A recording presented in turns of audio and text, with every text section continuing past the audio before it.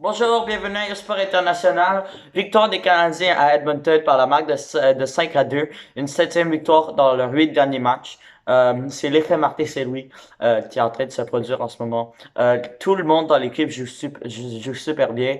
Vraiment, c'est un effort d'équipe. Il y a tellement de joueurs qui se présentent. Et aussi, juste de battre une équipe qui se bat pour les séries. Et quand tu es comme avant-dernier de la ligue, c'est quand même incroyable parce que c'est pas la même motivation, etc. Mais en tout cas, pour résumer ce match, tel bon match en avantage numérique pour les Canadiens. En fait, le deuxième but a été marqué en avantage numérique par Gallagher et un autre par Nick Suzuki en deuxième période. En fait, ça avait très bien cassé pour les Canadiens. Justement, ils ont pris l'avance sur un but de Cole Caulfield qui marque à nouveau depuis que Martin Saint-Louis est arrivé. Caulfield fait juste marque très très très souvent. Et même si les Oilers ont créé l'égalité, le Canadien a répliqué avec le but de Brendan Gallagher. Et par la suite, par contre, les Oilers ont marqué sur un but controversé, celui de Ryan McLeod en deuxième période pour créer l'égalité 2-2. Mais à partir de là, le Canadien a pris contrôle avec 3 buts de suite. En tout cas, il y a tellement de joueurs qui ont bien joué. Tout d'abord, on peut commencer par Samuel Montembeault, qui s'est vraiment replacé après une défaite de 8-4 face aux Jets de Winnipeg. Il a livré une très bonne performance. Et c'est ça qu'on veut voir de Montembeault. On veut voir est-ce qu'il est capable euh, de, de, de, de s'améliorer, de rebondir après des performances difficiles. Et en fait, là, il a bien rebondi, surtout contre les Oilers, contre des gars comme McDavid, Draisaitl, Evander King, Killer Yamamoto. C'est pas facile. Puis Montembeault, il a livré toute une performance, a effectué des arrêts clés. Et l'arrêt qu'on va retenir, c'est l'arrêt en fin de première période sur Leon Draisaitl. Allez le voir sur YouTube, ça a été incroyable là, avec la mitaine. Donc oui, c'est ça. Et ensuite, Laurent Dauphin, vraiment, là, c'est incroyable.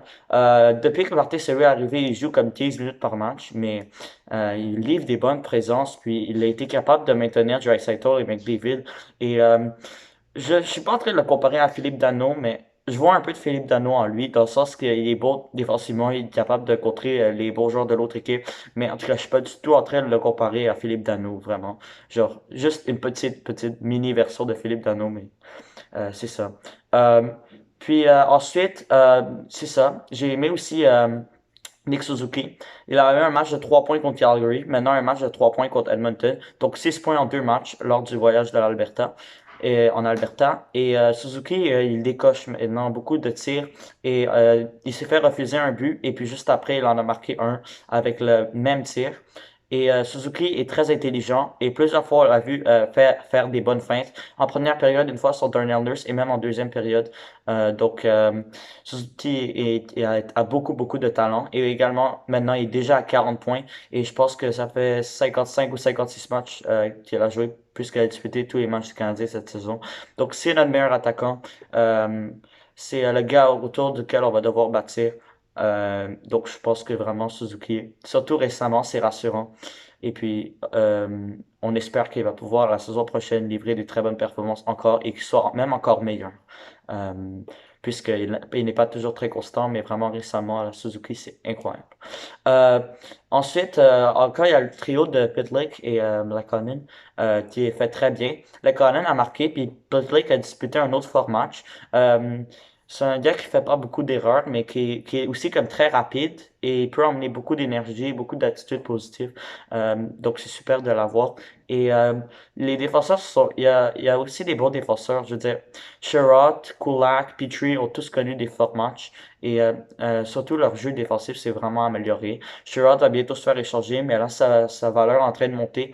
Il livre des performances bonnes offensivement et défensivement. Et puis j'espère qu'on va pouvoir en avoir beaucoup pour Sherrod à la date limite des transactions. Euh, Sinon, ben, c'est ça Caulfield qui marque de nouveau.